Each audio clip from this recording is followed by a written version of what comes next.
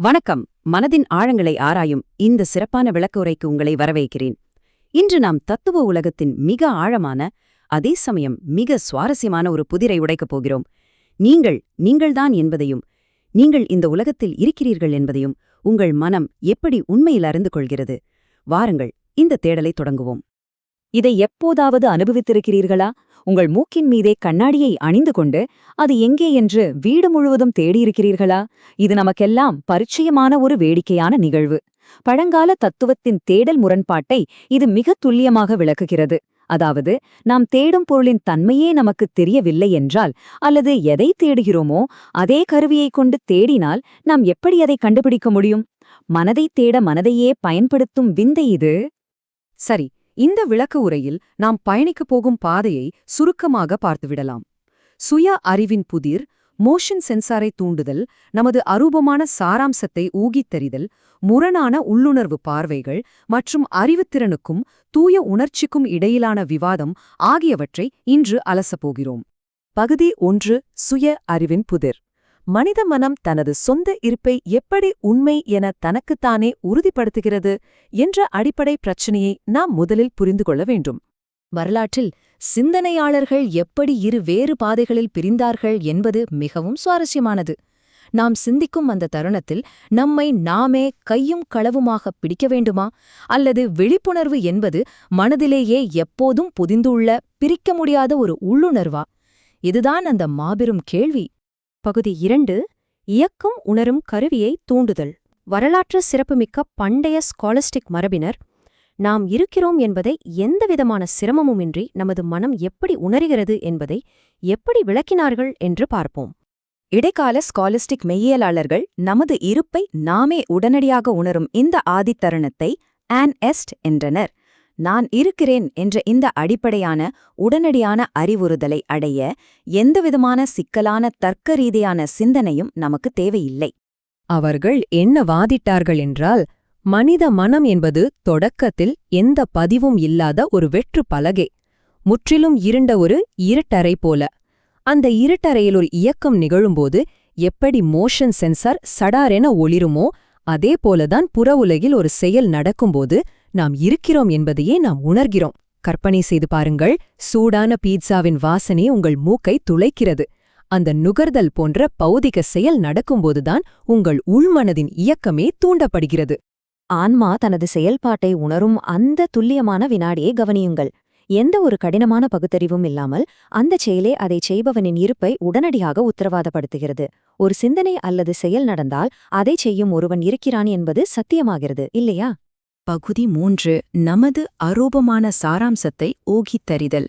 முந்தைய பகுதியில் பார்த்த அந்த உடனடி மின்னல் நீங்கள் இருக்கிறீர்கள் என்பதை மட்டுமே நிரூபிக்கிறது. ஆனால் உங்கள் சாராம்சம் என்ன, உங்கள் மெய்ப்பொருள் என்ன என்பதை கண்டுபிடிக்க நாம் ஒரு தத்துவ துப்பறியும் நிபுணராக மாற வேண்டும். இந்த இரட்டை நிலை மிக முக்கியமானது. நான் இருக்கிறேன் என்ற இருப்பு ஒரு சிரமமற்ற உணர்வு. ஆனால் உங்கள் மெய்ப்பொருள் அல்லது உங்கள் உள்ளுரை என்ன என்பதை கண்டறிவது அதிக முயற்சி தேவைப்படும். காரண காரியங்களை தர்க்க ரீதியாக ஆராயும் ஒரு பயணம். இதை இப்படி கற்பனை செய்து பாருங்கள். உங்கள் மனம் என்பது ஜன்னல்களை இல்லாத ஒரு தொழிற்சாலை. உள்ளே என்ன எந்திரம் இருக்கிறது என உங்களால் பார்க்கவே முடியாது. ஆனா கன்வேயர் பெல்ட்டில் வெளியே வரும் ஐஸ்கட்டிகளை வைத்து, ஓஹோ, உள்ளே உறைபனியை உருவாக்கும் எந்திரம் இருக்கிறது என்பதை உங்களால் தர்க்க ரீதியாக ஊகிக்க முடிகிறது அல்லவா? நமது மனமும் அப்படித்தான். ஸ்காலஸ்டிக் அறிஞர்கள் இதை ஒரு பின்னோக்கிய தர்க்கச் சங்கிலியாக உருவாக்கினார்கள். நிதானமாக கவனிப்போம். படி 1. பௌதிக உலகத்தின் ஒரு பொருளை நாம் கவனிக்கிறோம். படி 2. அப்பொருளை உணரும் நமது மனதின் செயலை அறிகிறோம். படி 3. அந்த செயலை சாத்தியமாக்கும் நமது அறிவாற்றலின் உள் அதிகாரத்தை ஊகிக்கிறோம். இதை இன்னும் ஆழமாக பார்ப்போம். நமது பௌதிக உடலானது வியர்வை அல்லது கண்ணீர் போன்ற எடையுள்ள அளக்கக்கூடிய விஷயங்களை வெளியீடுகளாக உருவாக்குகிறது. ஆனால் நமது அறிவாற்றல் என்பது ஒரு மிகப்பெரிய கிளவுட் கம்ப்யூட்டிங் நெட்வொர்க் போல செயல்படுகிறது. அது நீதி, முடிவிலி போன்ற கண்ணுக்கு தெரியாத எடையற்ற உலகளாவிய கருத்துக்களை கையாளுகிறது. இதுவே நமது உள்ளார்ந்த மெய்ப்பொருள் பௌதீகமானது அல்ல, அது அரூபமானது என்பதை ஆணித்தரமாக நிரூபிக்கிறது. இதை எவ்வாறு படிப்படியாக ஸ்காலஸ்டிக் என்ஜினாக உருவெடுக்கிறது என்பதை கவனியுங்கள். ஆன்மா தனது சொந்த செயல்பாடுகளை கவனிப்பதன் மூலம் மட்டுமே அதன் அரூபமான உள்ளுரையை தர்க்க ரீதியாக ஊகிக்கிறது. இந்த முழு அமைப்பும் இயங்கும் விதத்தை சற்று ஆழ்ந்து நோக்கினால் எடையற்ற சிந்தனைகளை கையாளுவதற்கு அரூபமான அழியாத ஒரு மூலம் தேவை என்பதை இது நிரூபிக்கிறது. இது மனதை வெறும் உடலியல் உயிரியலுக்கு அப்பாற்பட்டு மிக உயர்ந்த இடத்திற்கு கொண்டு செல்கிறது. பகுதி 4 முரண்பட்ட உள்ளுணர்வு பார்வைகள். இப்போது இந்த கடினமான தர்க்க துப்பறியும் முறைக்கு எதிரான மாபெரும் தத்துவ புரட்சியை ஆராய்வோம். சுய விழிப்புணர்வு என்பது நமக்குள்ளேயே இயல்பாக பொதிந்துள்ளது என்று நம்பிய சிந்தனையாளர்களை பார்ப்போம். புனித அகஸ்டின் ஆன்மா என்பது இறையொளியால் பிரகாசிக்கிறது என்றும் அது தனக்குத்தானே இயல்பாகவே திறந்து கிடக்கிறது என்றும் நம்பினார். அது தன்னை உணர்வதற்கு பௌதீக உலகம் ஒரு கண்ணாடியாக செயல்பட தேவையில்லை என்றார் அவர். பின்னர் வந்த ரெனே டெஸ்கார்ட்ஸ் இந்த தனிமையை ஒரு தீவிரமான எல்லைக்கே கொண்டு சென்றார். பௌதிக உடலுக்கும் அறிவாற்றலுக்கும் உள்ள தொடர்பை முற்றிலும் துண்டித்த அவர், மனம் தன்னைத்தானே உள்ளார்ந்த கருத்துக்கள் மூலமாகவே முழுமையாக அறிந்து கொள்ளும் என்பதை நிரூபிக்க தன்னை தீமூட்டப்பட்ட ஒரு சூடான அறையில் முற்றிலும் தனிமைப்படுத்திக் கொண்டார். சிந்திக்க வேண்டிய ஒரு தீவிரமான தத்துவக் கோணம் இது. அப்படியே நவீன நிகழ்வியல் காலத்திற்கு வருவோம். சுய விழிப்புணர்வு என்பது எப்போதும் ஒலித்துக் கொண்டிருக்கும் ஒரு பின்னணி நாதம் போன்றது என்றும், தன்னைத்தானே சிந்திக்கும் செயலில் அது ஒருபோதும் பிடிக்க வேண்டிய அவசியம் இல்லை என்றும் நவீன சிந்தனையாளர்கள் வாதிட்டார்கள்.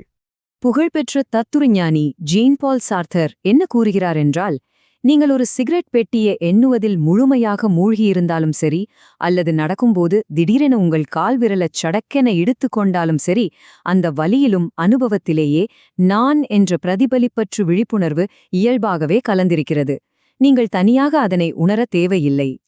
பகுதி 5 அறிவுத்திறனுக்கும் தூய உணர்ச்சிக்கும் இடையிலான விவாதம். இது நம்மை ஒரு மாபெரும் நவீன மோதலுக்கு கொண்டு வருகிறது.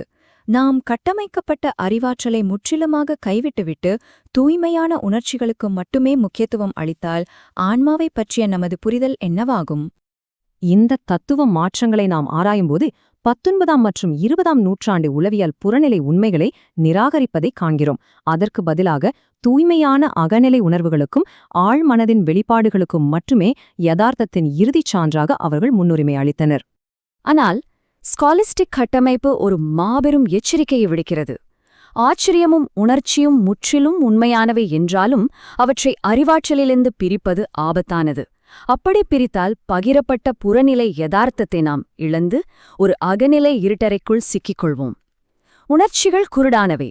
அறிவு தேடி கண்டுபிடிக்கும் மெய்ப்பொருளைத்தான் ஆன்மா நேசிக்க வேண்டும். இதுவே உண்மையான அறிவார்ந்த தேடல். இறுதியாக உங்களை சிந்திக்க தூண்டும் ஒரு கேள்வியுடன் இதை நிறைவு செய்கிறேன்.